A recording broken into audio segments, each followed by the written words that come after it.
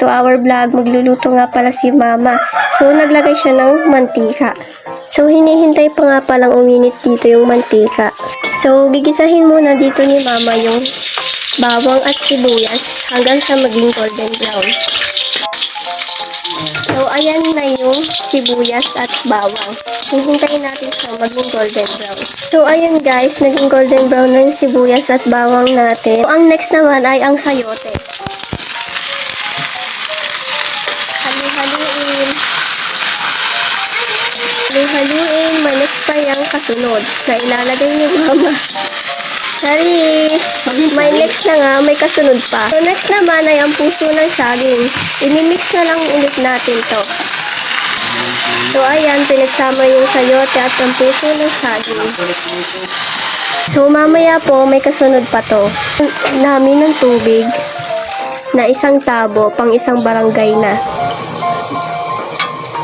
So, lalagyan po natin ng asin at saka ng paminta. So, takpan muna natin hanggang sa kumulo ito. For the go. Pinuksan na ni Mama si Charon at may isang bata nang hihingi. Papa ha? So, ayan nga po siya. Yung panglahok, binawasan pa ng bata makulit. A few minutes later, bubuksan na ni Mama. So, ayan guys, kumukulo na siya. Lalagay natin ng 4 cubes, another pampalasa. At naman ay ang konting patis. Huli nating ilalagay ay ang chicharon. Napasama nga dyan pala yung papel. Nataktak kasi. So, ayan, nilagay na yung chicharon. So, halu-haluin natin.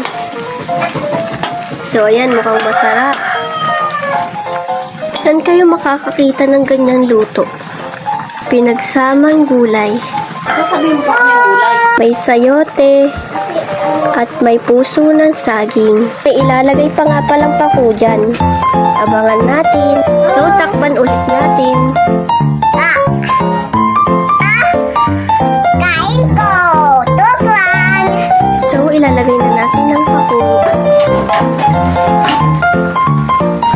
So, ayan na. So, ayan na po yung ating last na ingredients. Titikman po natin.